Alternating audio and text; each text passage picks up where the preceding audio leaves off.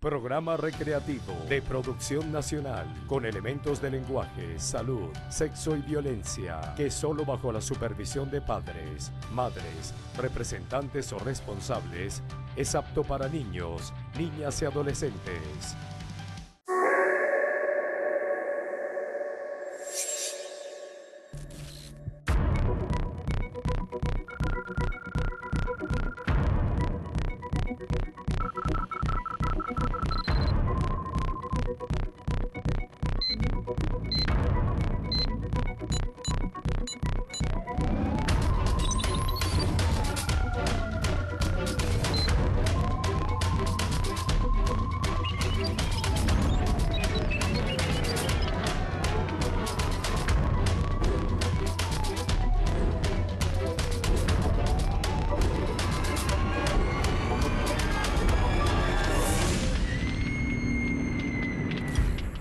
Rostros del Crimen está apegado a hechos estrictamente reales. No hay recreaciones ni dramatizaciones. Sus protagonistas hablan desde el rigor del suceso.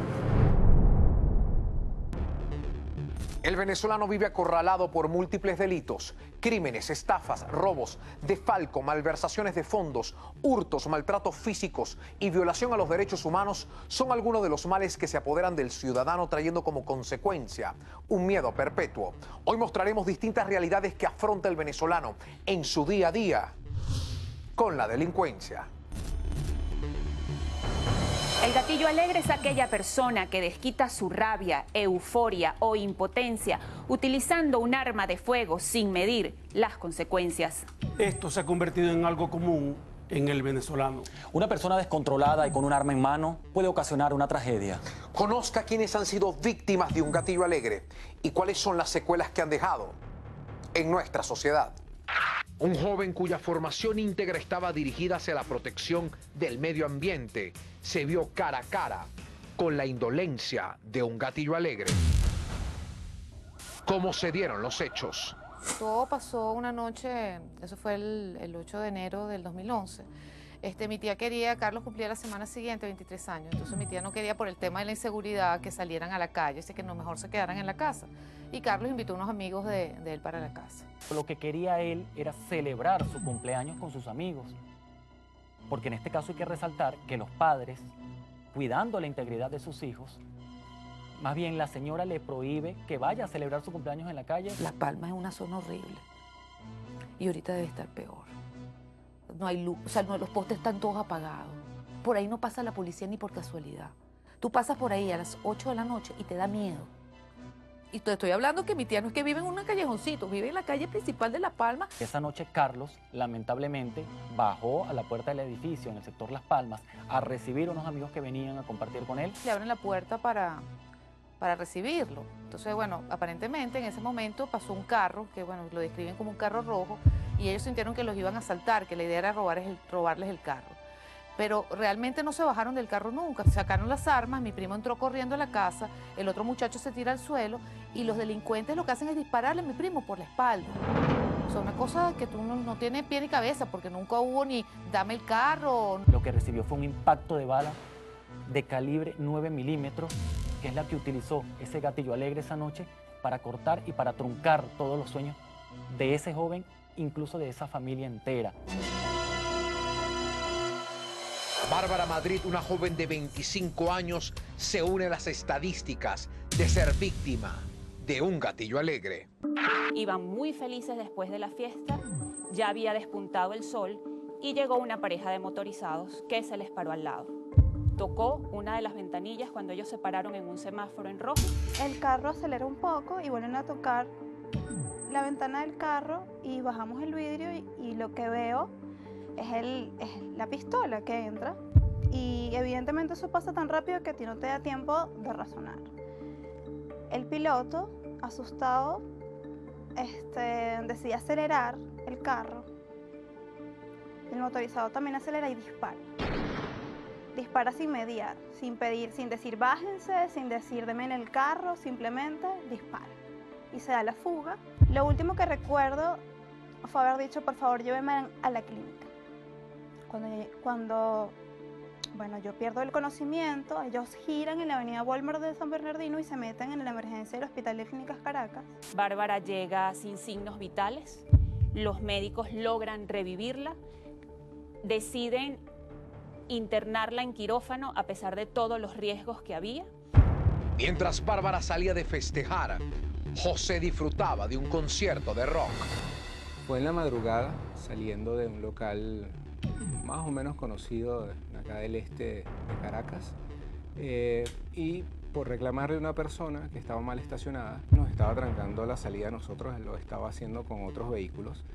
Él se metió en su carro, paró un poco más abajo. Yo lo tenía dentro de mi campo visual. La verdad, nunca estuve pendiente directamente de él porque no te imaginas que va a actuar de esa manera. No, nunca lo explicó. De hecho, yo nunca le escuché la voz. Se lo reclamé, ¿no? Como se puede reclamar cualquier cosa cuando me estaba despidiendo de los compañeros con los que estaba. Y veo que se acerca hacia mí después de mover el carro. ¿Cómo era la actitud de este gatillo alegre? Veo que busca algo en el carro y se vuelve a acercar hacia mí, y como a 4 o 5 metros, un poco más si acaso, veo que saca un arma de fuego y sin mediar palabra, simplemente la desenfundó. Yo lo que hice por instinto fue taparme la cabeza, ¿no? Es lo que hace cualquier persona cuando se ve en esa situación. Ahí es cuando recibo los primeros disparos. Tanto seguido, y le dije, ¿qué te pasa? ¿Me vas a matar?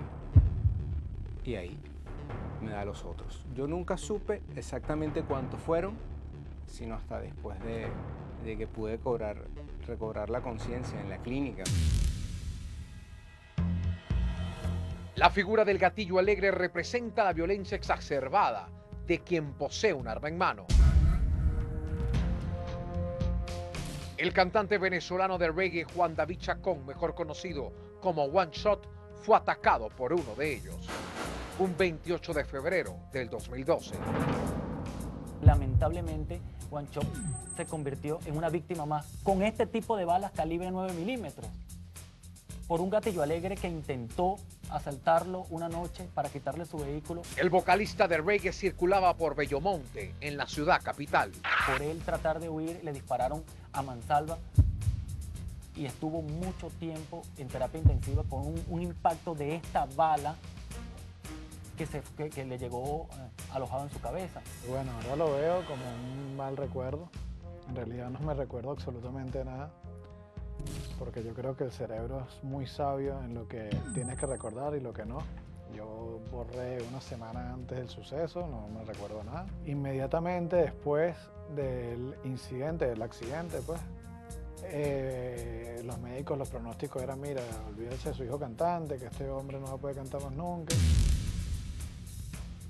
Y a los 2 o 3 meses yo estaba con Desorden Público en la SIEC de la Metropolitana cantando Rotten Town.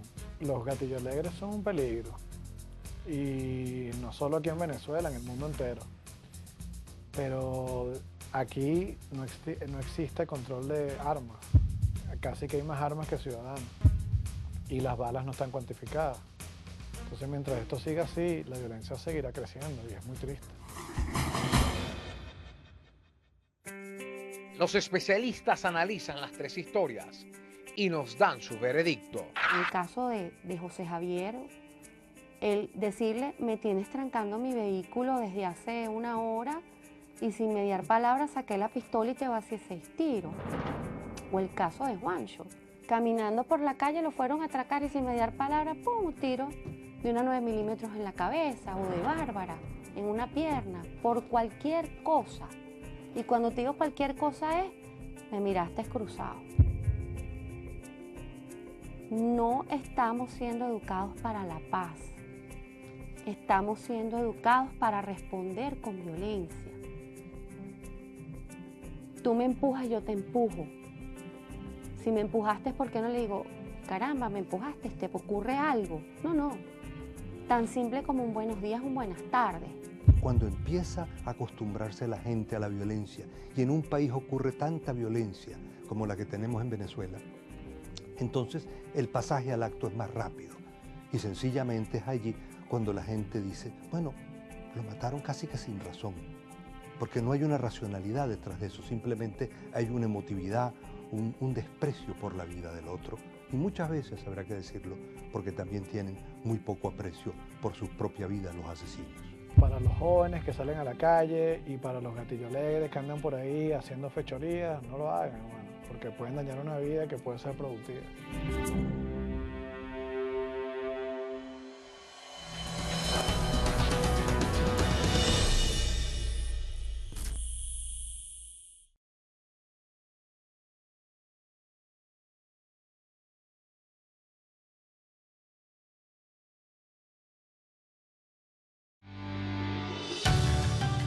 Estás viendo Rostros del Crimen.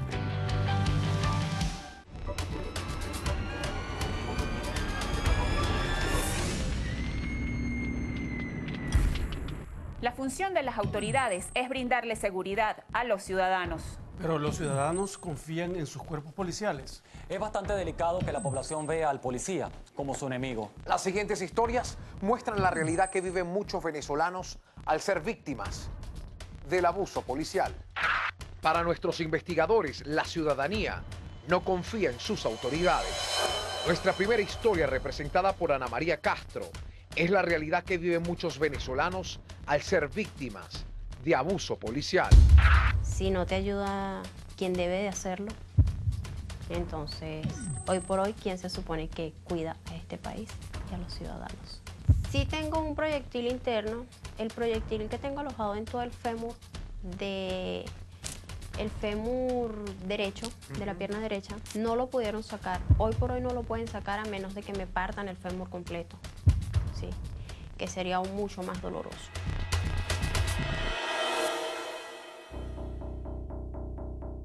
¿Cómo ocurrieron los hechos? En ese momento, yo voy bajando del Metrobús. El Metrobús quedó muy cerca de la orilla. Una moto grande, un KLR grande, iba con 2 escoltas. La moto quedó en forma de embudo entre la parada y el Metrobús. No podía ni entrar ni salir. En ese momento que yo voy bajando, los policías vienen a cierta distancia. Los que vienen de parrillero bajan y pedían que por favor se bajaran de la moto porque necesitaban la moto. La policía quería la moto de los escoltas. La policía estaba a mano derecha y los escoltas estaban a mano izquierda. Ellos no podían hacer nada porque estaban en el embudo de la parada y el Metrobús. No podían movilizar. ¿Cómo llegó Ana María a la línea de fuego? Fui la última en bajarme del Metrobús, por lo cual no tenía hacia dónde correr porque enfrente de mí había una pared. Cuando yo bajo, el primer impacto que recibo es en la cadera, el segundo es en la pierna derecha. Cuando yo doy vuelta, giro a montarme nuevamente en el Metrobús. Ya el Metrobús tenía la puerta cerrada, no me podía montar y es cuando recibo un tercer impacto en la pierna izquierda. Ana María recuerda con precisión una frase. Lo único que te puedo asegurar es que ellos iban por la moto porque era lo único que ellos decían. Necesitamos la moto. Era lo único que ellos decían. Ella estaba embarazada. Sí, tenía 10 semanas de embarazo en ese momento y ese fue uno de los mayores motivos por el cual decido voltear. Tenía al policía a menos de 1 metro de mí y él no hizo nada por ayudarme. Después del terror vivido, hoy Ana y su hijo están sanos y salvos. ¿Cómo se llama? José Gregorio. José Gregorio, wow, wow, qué bello. ¿Por José Gregorio Hernández? Exacto. Qué bello, qué bello. ¿Perfecto José Gregorio? En perfectas condiciones. Hoy por hoy es un niño ya de 1 año recién cumplido. Gatea, puede mirar. Al comienzo, cuando estaba recién nacido, de hecho fue prematuro. Cuando el bebé nace, teníamos la angustia de que el niño no pudiera ver, porque luego de los rayos X que me hicieron durante la operación, me tuvieron que hacer otros rayos para poder descartar la posibilidad de hacer una cesárea o un parto normal. Es un milagro que hoy por hoy esté sano, porque no es solamente que esté con vida, sino que está sano. Pienso que No, bueno, me gustaría que se hubiese podido hacer justicia con los policías, porque haber pensado que pude haber perdido a mi bebé en ese momento fue fuerte, y verlo hoy por hoy, pues ya no me gusta ver mucho hacia el pasado y hacia ese momento, ¿me entiendes? Simplemente lo veo y le doy gracias a Dios que está sano, que ríe, que gatea, que hoy por hoy es un niño sano.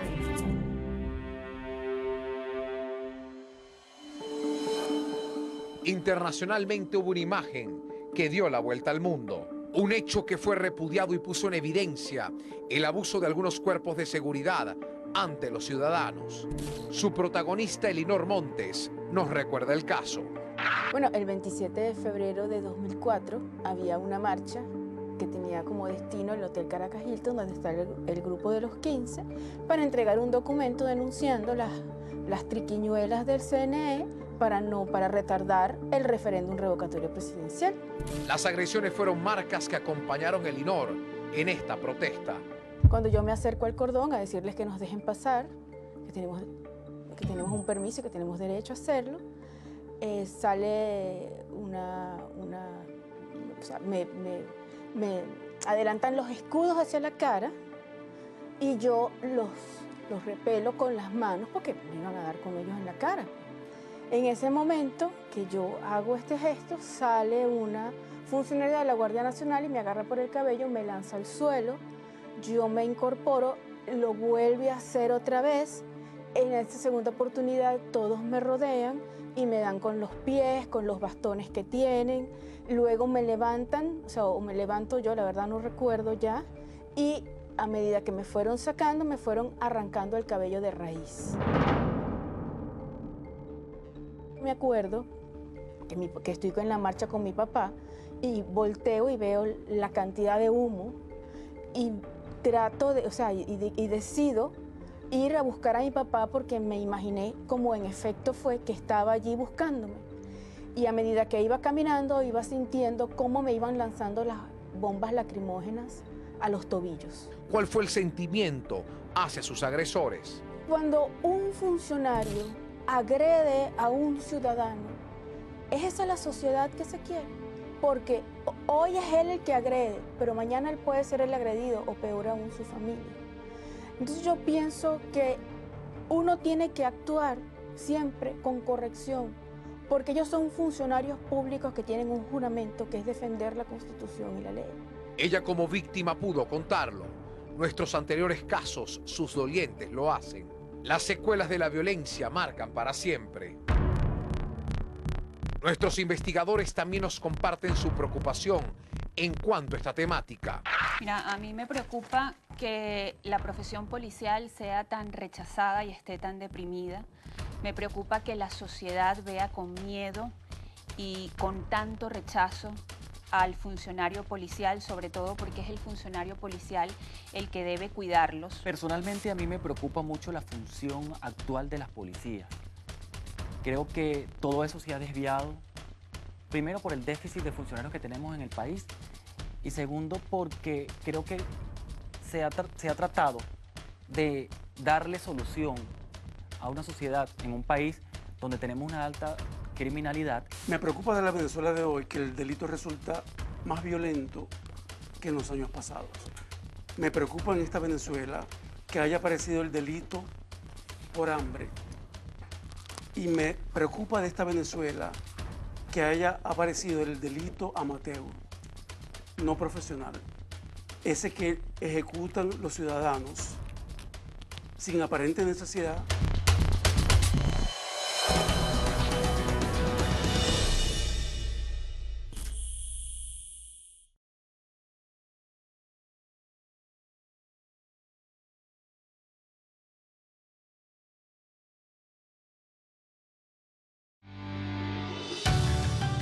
Estás viendo Rostros del Crimen.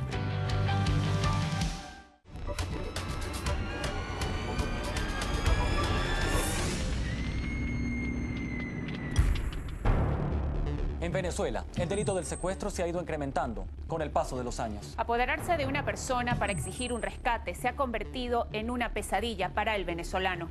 ¿Cómo queda una víctima cuando su vida tiene un precio y es vendida como una mercancía? En la siguiente parte presentaremos un fenómeno delictivo que acorrala día a día al ciudadano: el secuestro.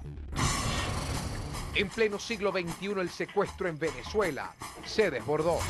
Se convirtió en una industria poderosa porque se popularizó. Hoy día secuestran en Venezuela organizaciones criminales bien planificadas que antes asaltaban bancos, joyerías, transporte de valores blindados. Pero también están secuestrando lo que hemos conocido como los cocos secos, delincuentes que se dedican al robo y hurto de vehículos, se dedican a pequeños asaltos. Hoy han visto en el secuestro también una modalidad de fácil ejecución y de muchas ganancias. ¿Quiénes son los cocos secos? Marisoliet Iglesias lo explica. Coco Seco es este grupo de jóvenes, muy jóvenes, valga la redundancia, porque tienen muy corta edad, que pues tienen las neuronas bastante secas. No respetan estos códigos que están dentro de la industria delincuencial con relación al secuestro. Para ellos es más importante mostrar su poder, y su poder en ese momento está en la vida de la persona secuestrada.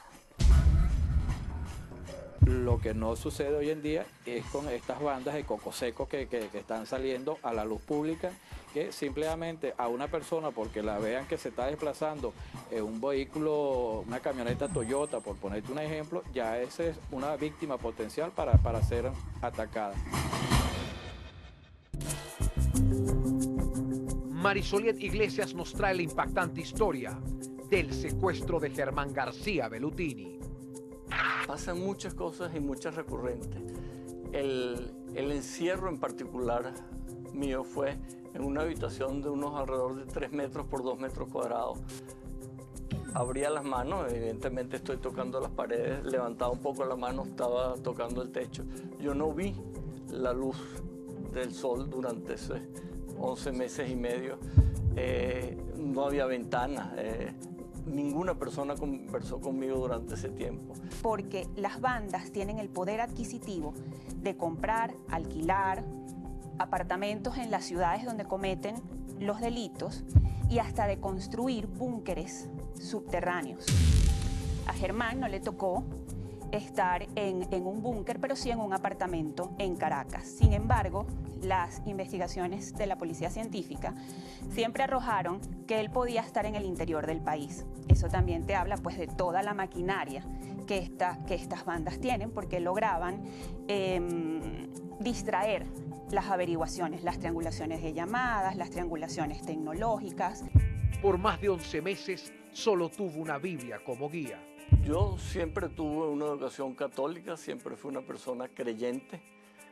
Evidentemente se incrementa porque al estar en ese lugar, a los 2 o 3 días pido que me entreguen una Biblia, que me traen como a las 2 o 3 semanas. Le pedimos, quizá que me gane la lotería, que salga bien el examen cuando somos chiquitos, que se arregle Venezuela para mí. Pero bueno, la mitad de Venezuela está pidiendo una cosa y otra parte está pidiendo otra cosa. Pero le estamos pidiendo a la misma persona. Entonces, ¿de quién es ese Dios? Y aprendí que ese Dios es y que nos busca y que nos da y está con nosotros, pero en manera espiritual, que nos enseña a dar a nosotros y darnos la manera espiritual de vivir y de enfrentar los problemas. Entonces, al hacer ese cambio, cambian muchas cosas para uno. ¿Cómo trabajó el perdón? Bueno, nunca hablaron conmigo, pero hubo un hecho muy sensible. Por favor. El día antes de la liberación, ellos entran y me dan un listado de instrucciones escrito, nunca hablaron conmigo. Y en el estado de instrucciones me dicen nada de venganza, nada de buscarnos. Entonces yo, porque no me dejaban ver cuando estaban ellos adentro con pasamontañas, sino a la pared. Yo le digo, bueno, denme la Biblia. Como la sabía de memoria, abro y le busco un pasaje del Evangelio de Lucas donde dice, amarás a tus enemigos, rezarás por tus enemigos y no harás lo que no quieres que tú te hagan. Y se lo entrego al Señor, que estaba detrás de mí. Inmediatamente el hombre me da la mano, que estaba enguantada, me pasa la mano por el hombro, me da la mano, le doy la mano y me da un abrazo por la espalda. A ese le llegó algo. Yo no sé dónde estarán ahorita, yo no sé qué estarán haciendo y cuál será de sus vidas, pero yo creo que es importante entender claramente en estos procesos. Y yo creo que como país nosotros vamos también a entrar en ese proceso. Y Colombia está entrando en ese proceso de paz, donde hay perdón y hay justicia. Y muchas veces se confunden. O sea, el perdón es algo natural que brota de una persona hacia otro, o de un grupo de personas hacia otro grupo de personas. La justicia es distinta. La sociedad necesita reglas que se cumplan y sanciones que hay que cumplir. Se pueden disminuir si estamos o existen unos procesos, pero no es fácil quizás para mucha gente entender esa diferencia entre el perdón y la justicia. Evidentemente uno siempre queda con ruido. Yo creo que soy un humano, una persona normal, pero el ruido siempre queda, en mi caso, todas las personas somos diferentes, en que a uno le vuelva a ocurrir algo similar. O sea, queda el miedo de la inseguridad. O sea, a mí no me gusta salir de noche. Davis nos da las últimas recomendaciones. No exhibirse ni ser ostentoso en redes sociales, sobre todo los jóvenes. Número 1, cuidar rutinas. Sabemos que es difícil que las personas, para evitar ser víctimas de algún delito, cambiar rutina.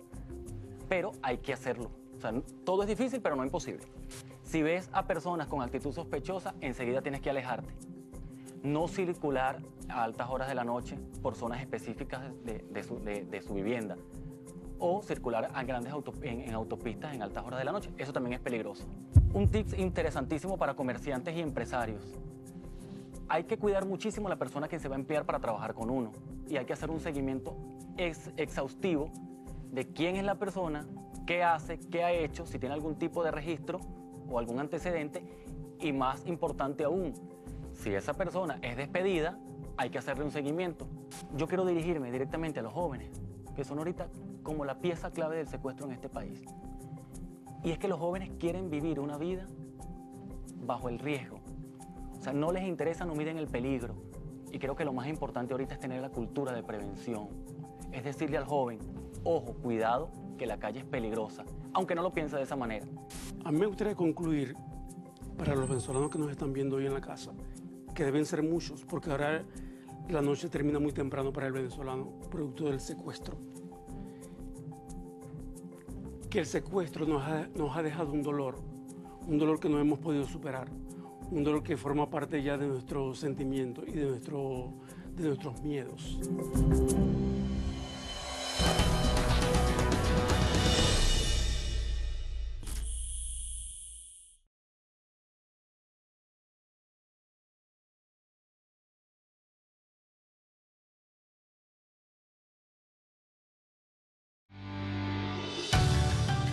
Estás viendo Rostros del Crimen.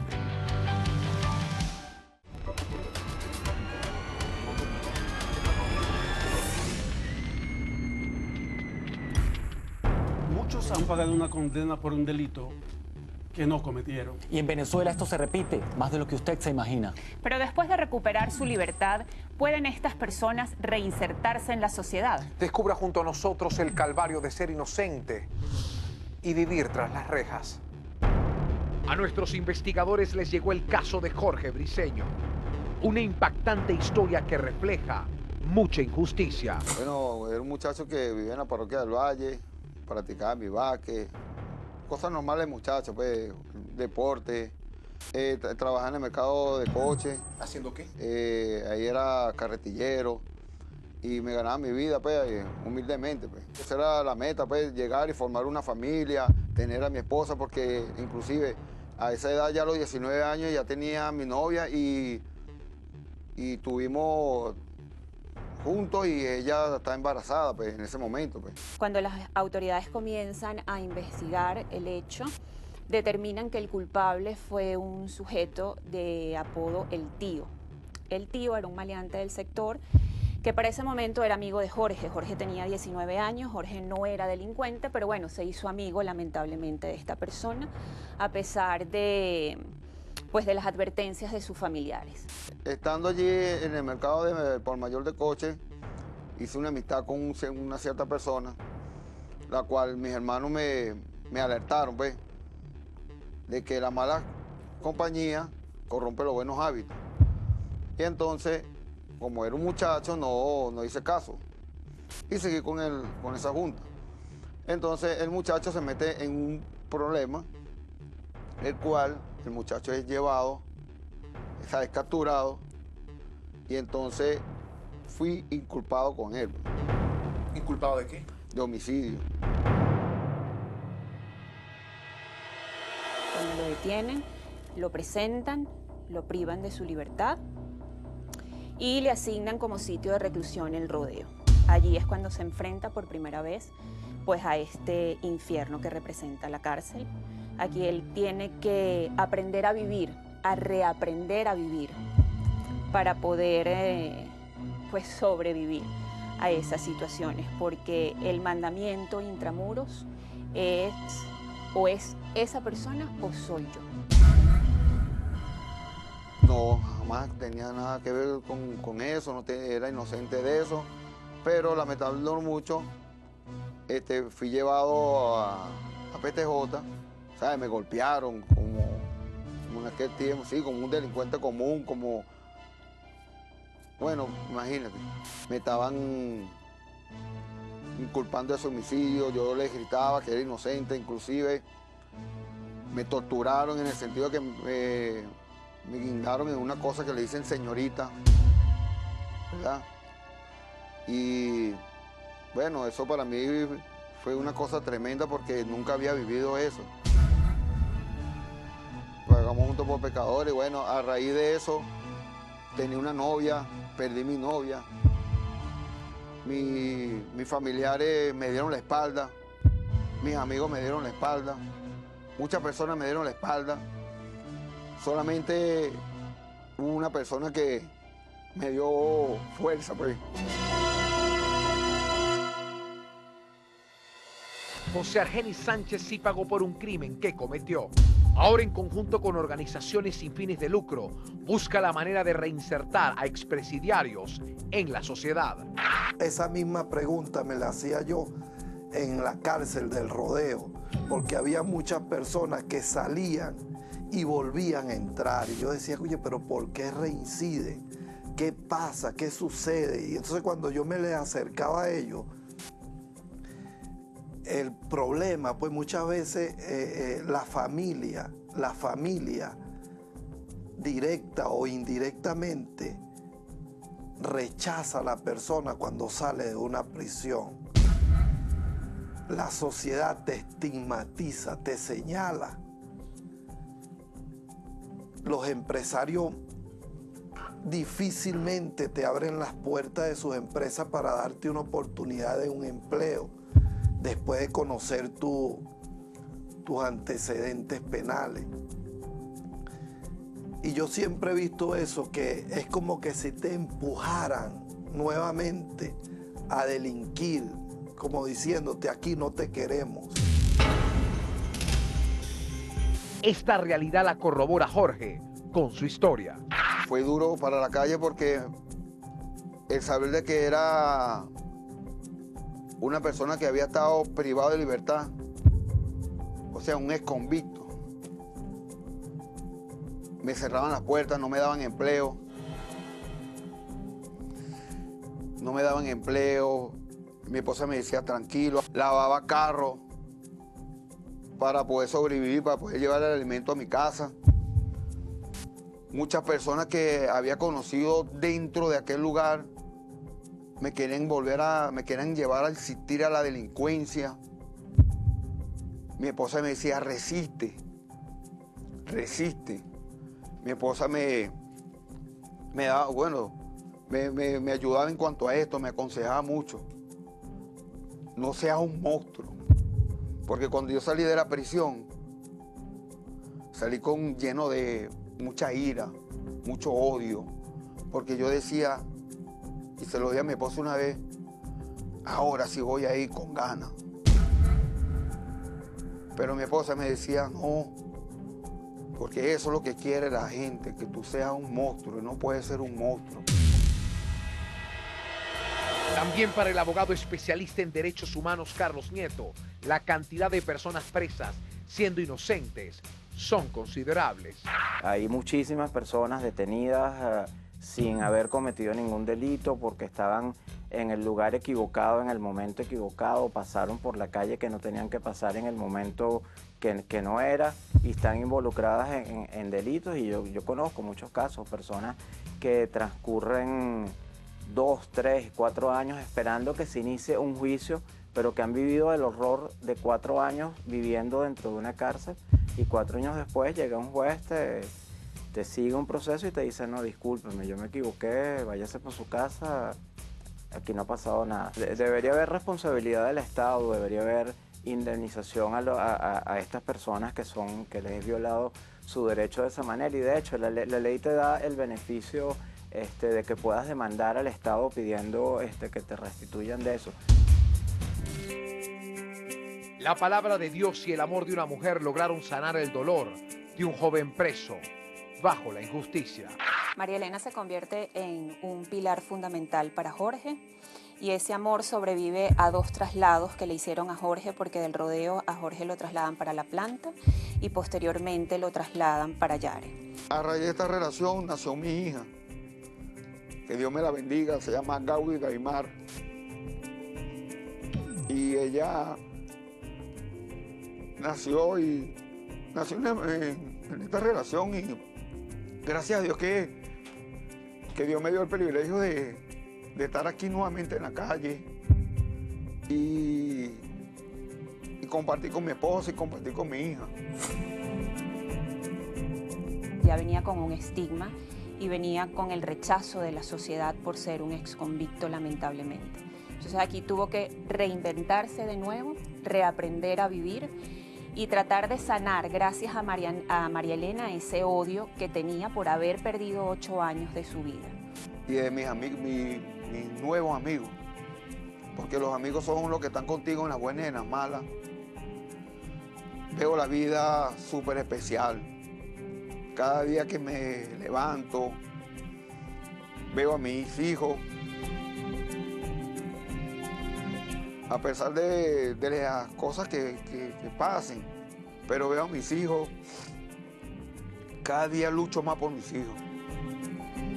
Cada día aprecio el minuto, el segundo, la hora, los días que Dios me ha dado de vida y para mí es un privilegio estar aquí. Grande, grande, grande.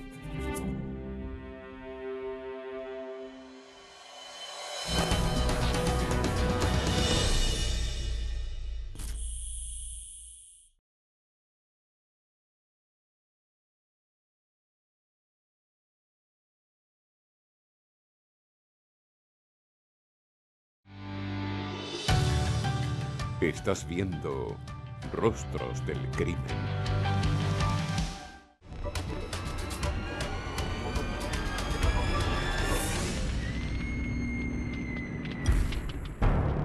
La estafa es un delito que consiste en engañar a otros.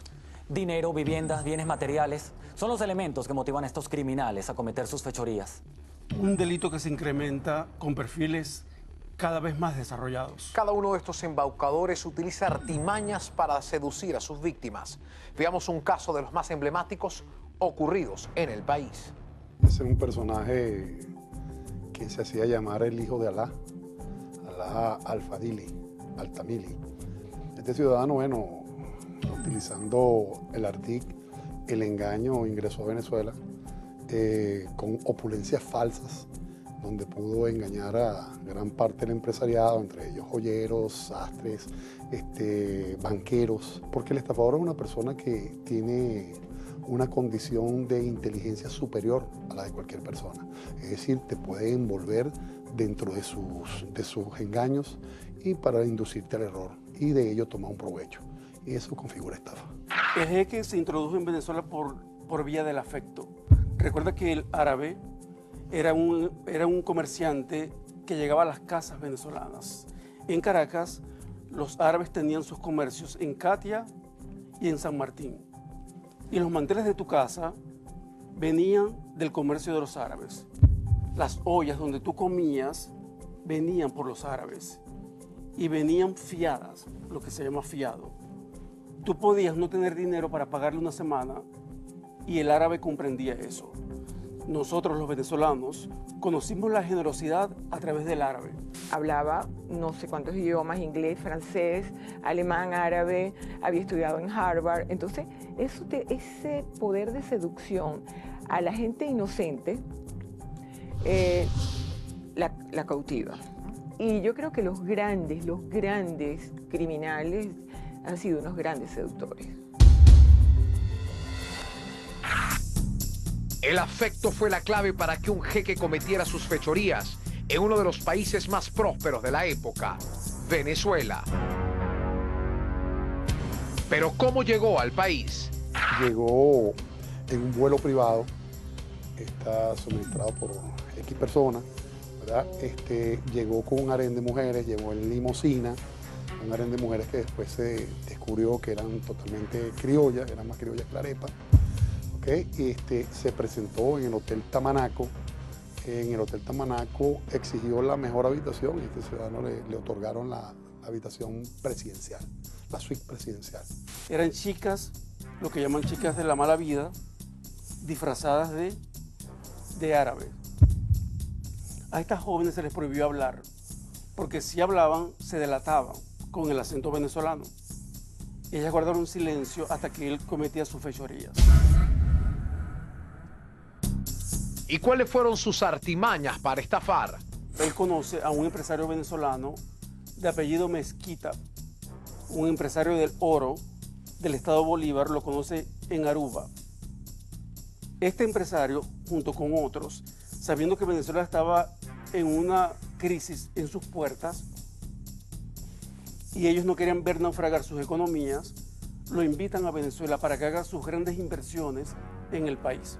Cuando él se introduce acá, como buen estafador, él necesita una estrategia de mercadeo, una situación legendaria.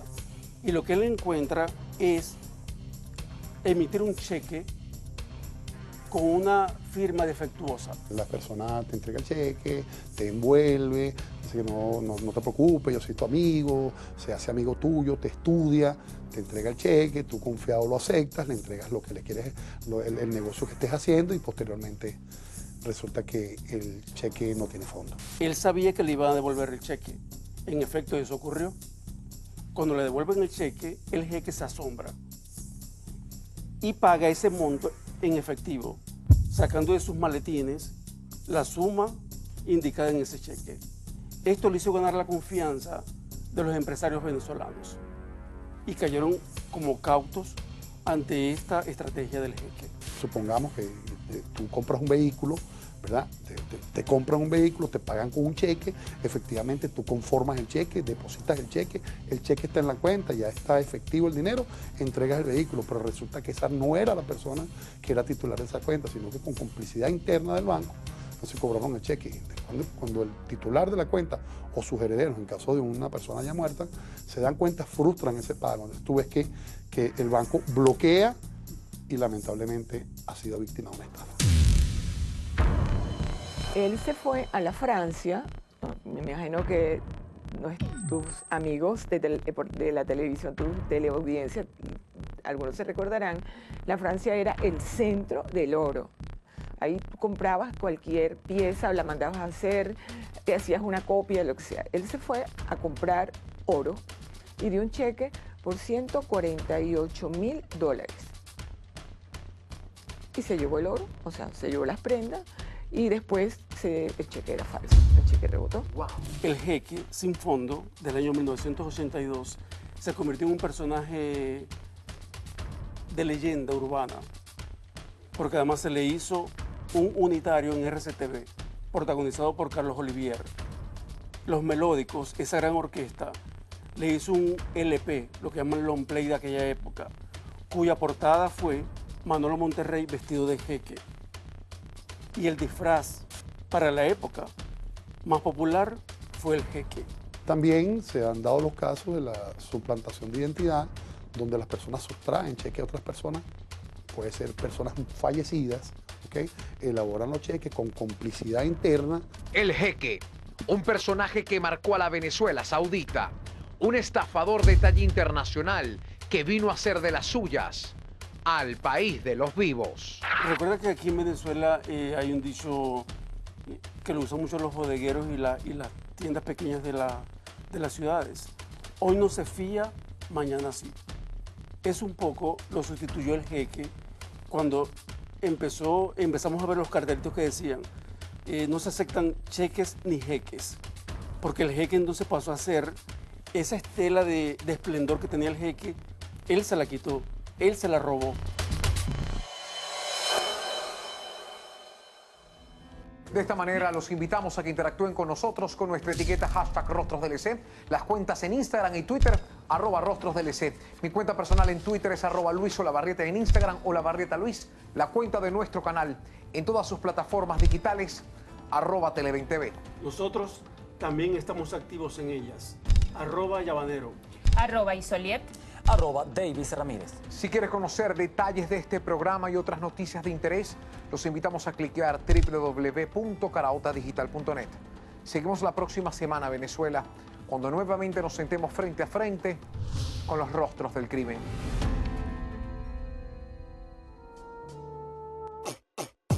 Paisajes hermosos donde se sustenta el crimen. Hermanos se atacan entre sí con proyectiles. Tensión en la situación, se sobrevive dando mucho más de lo poco que recibes. Mueren jóvenes, su madre llora. Plegarias no callan el cantar de la flor. Y las generaciones se pierden con el paso de las horas. Y ahora, unos son presas y otros devoran. Calles de sorpresas como la caja de Pandora, donde mantengo la esperanza a pesar del diluvio. Y la superación y el estudio como refugio. Sigo caminando en estos suelos sin que me detenga el miedo. Mis palabras son reflejos, entiendo lo que siente el pueblo porque soy parte de ello. No importa color ni pensamiento, es el mismo espejo. Voceros de los que quedan, también de aquellos que partieron. Unidad es lo que quiero, espero.